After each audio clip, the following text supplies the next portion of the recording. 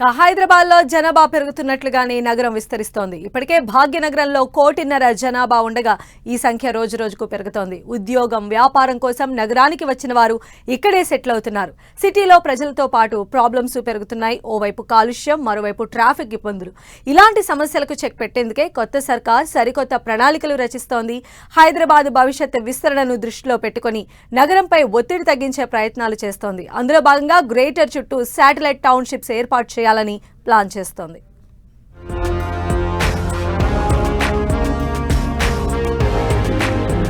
హైదరాబాద్ చుట్టూ satellite townships నిర్మాణంపై సర్కారు ఫోకస్. భాగ్యనగరంపై భారం తగ్గించేలా ప్రభుత్వ చర్యలు. శాటిలైట్ టౌన్షిప్స్ తో హైదరాబాద్ మరింత విస్తరణ.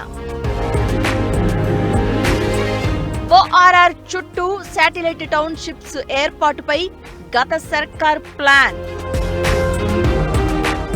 హైదరాబాద్ లో ప్రస్తుతం 1.5 కోటి జనాభా నివసిస్తున్నారు. ఈ సంఖ్య ఎప్పటికప్పుడు పెరుగుతూనే ఉండగా సిటీ కూడా ఇంకా విస్తరిస్తోంది. అందుకు తగ్గట్టుగా నగరం చుట్టూ మౌలిక వసతులు కల్పిస్తున్నాయి ప్రభుత్వాలు. హైదరాబాద్ లో కొన్ని ప్రాంతాలు అనుకున్న దానికంటే ఎక్కువగా అభివృద్ధి చెందగా మరికొన్ని ప్రాంతాలు అభివృద్ధికి కాస్త దూరంగా ఉన్నాయి. దీంతో సిటీ నలువైపులా అభివృద్ధి చేసేలా కొంతకాలంగా ప్రణాళికలు జరుగుతున్నాయి. అందులో భాగంగా గత ప్రభుత్వం ఆయా ప్రాంతాల్లో భూములు సేకరించి లేఅవుట్లు ఏర్పాటు చేసింది.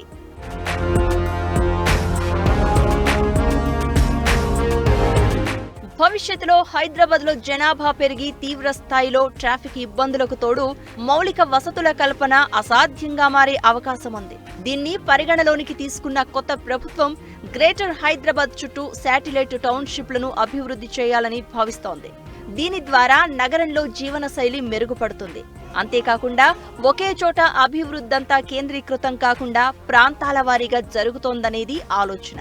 హైదరాబాద్ లో ఎదురవుతున్న సమస్యలను గుర్తించిన కొత్త సర్కార్ వాటికి శాశ్వత పరిష్కారాన్ని చూపించేలా ఈ శాటిలైట్ టౌన్షిప్లపై ఫోకస్ పెట్టింది. రంగారెడ్డి జిల్లా ఫార్మాసిటీ ప్రాంతంలో మెగా టౌన్షిప్స్ నిర్మాణంపై దృష్టి పెట్టాలని సర్కార్ డిసైడ్ అయింది.